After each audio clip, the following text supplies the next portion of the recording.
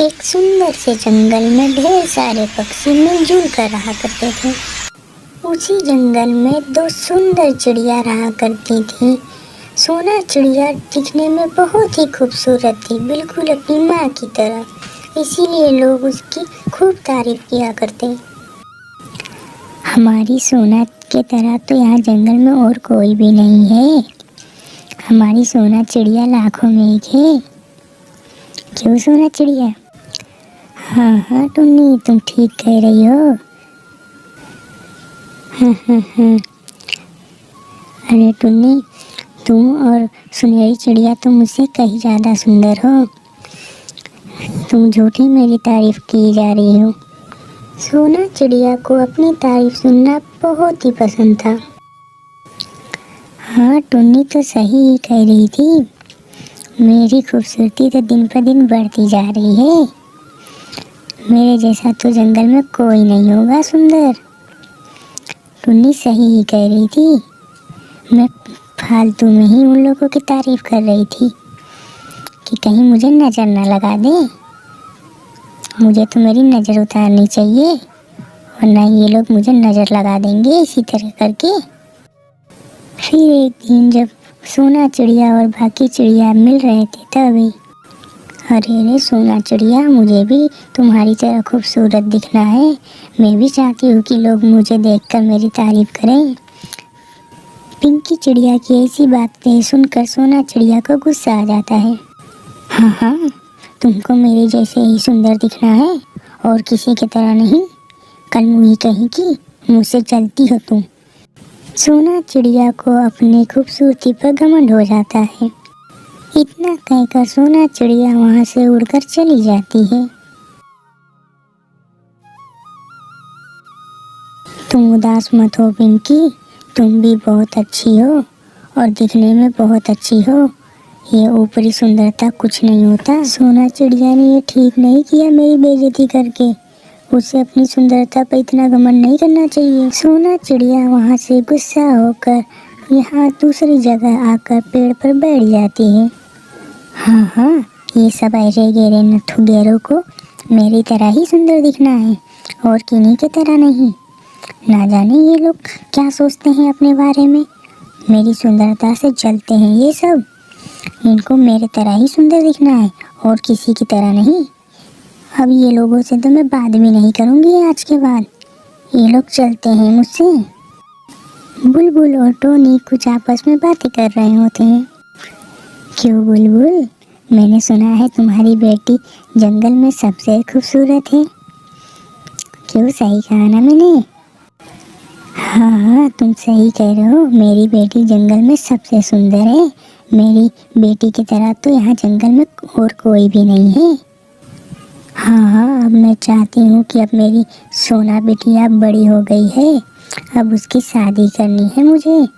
मैं चाहती हूँ कि कोई अच्छा सा लड़का मिले मेरी सोना चिड़िया को, जो उसे रानी की तरह बना कर रखे। मुझे सोना बेटा के लिए एक बढ़िया सा लड़का देखना है। बुलबुल चिड़िया की ऐसी बातें सुनकर टोनी कुछ सोचता है और कहता है, हाँ बुलबुल, तुम चिंता मत करो। हम सोना चिड़िया के लिए एक बहुत ही अमीरजादा लड़का खोजेंगे जो उसे खुश रखे। सोना चिड़िया की शादी की बातें जंगल में आग की तरफ फैल जाती हैं। तुमने कुछ सुना सुनहरी चिड़िया? सोना चिड़िया की शादी होने वाली है। सोना चिड़िया में बहुत ही घमंड आ गया है। वो तो अब किसी से ठीक से बात भी नहीं करती। हाँ टुन्नी, तुम सही कह रही हो। सोना चिड़िया बहुत ही अहंकारी हो गई है। अब ऐसे में उससे शादी कौन ही करेगा। और दूसरी तरफ सोना चिड़िया के घर लड़कों की लाइन लग जाती है। जी माँ जी, मैं तो अभी कुछ काम नहीं कर रहा हूँ, लेकिन आगे बहुत पैसे कमाऊँगा। मैं तुमसे शादी नहीं कर सकती मेरी सोना बिटिया का। अगर मैंने तुमसे शादी कर दिया तो मेरी सोना बिटिया की तो ज़िंदगी ही बर्बाद हो जाएगी। बुलबुल चिड़िया एक के बाद एक सभी लोगों को नकार देती है। और उल्लू बेटा, कुछ अपने बारे में बताओ, क्या करते हो तुम? वो माँ जी, मैं ट्रैफिक हवलदार हूँ। आसपास के सभी इलाकों के ट्रैफिक देखता हूँ मैं। इसका मतलब तो तुम्हारा गुजारा बहुत मुश्किल से चलता होगा। नहीं नहीं, मैं तुम्हारे साथ शादी नहीं कर सकती सोना बिटिया का। फिर सोना चिड़िया के घर मिट्ठू आता है। और मिट्ठू बेटा, इसे अपना ही घर समझो। हम, हम, हम, हम, माफ करिएगा माँ जी, मैं अपने सामने मिर्ची देखता हूँ तो मैं अपने आप से कंट्रोल खो देता हूँ। अरे नहीं मिट्ठू बेटा, अगर मैंने तुम्हारे साथ सोना चिड़िया की शादी कर दी तो उसे ज़िंदगी भर मिर्ची ही खानी पड़ेगी। मैं तुम्हारे साथ शादी नहीं कर सकती बेटा। फिर सोना चिड़िया के घर कल्लू इंस्पेक्टर आता है। अरे कालू, पहले टोपी तो सही कर ले, लड़की देखने आया है तू। अरे कालू इंस्पेक्टर जी, आप कैसे आना हुआ आपका? क्या आप भी सोना बिटिया को देखने के लिए आए हो? हाँ माँ जी, मैं तो इसीलिए आया हूँ। मैं तो चाहता हूँ कि सोना से मेरी जल्दी से शादी हो जाए और मेरी ज़िंदगी खुशहाल हो जाए। क्यों, सही कहा ना? नहीं नहीं माँ जी, आप चिंता मत करिए। देख रही है ना, मेरी सरकारी नौकरी है। मैं सोना को किसी चीज़ की कमी होने नहीं दूंगा। उसे पलकों पर बैठा कर रखूँगा अपने। सोना को मैं किसी चीज़ की कमी होने नहीं दूंगा। अरे रे, कैसी बात कर रहे हो कालू इंस्पेक्टर?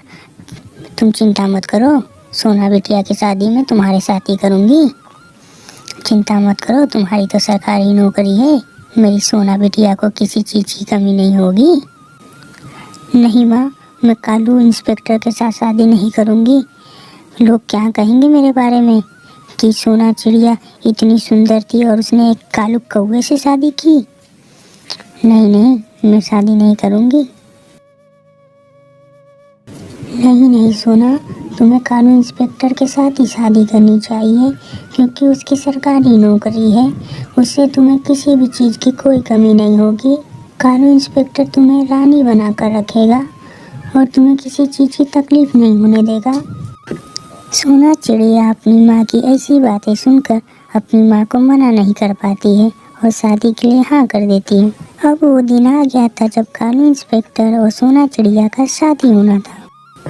सोना चिड़िया की शादी कालू इंस्पेक्टर के साथ हो जाती है। आसपास के सभी पक्षी बहुत ही खुश होते हैं। कालू इंस्पेक्टर की खुशियों का ठिकाना नहीं रहता और वो नाचने लगता है।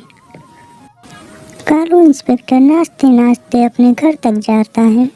इस कहानी से हमें ये सीख मिलती है कि हमें किसी भी चीज़ पर ज़्यादा अभिमान नहीं करना चाहिए, क्योंकि भाग्य में क्या लिखा है किसी को नहीं पता।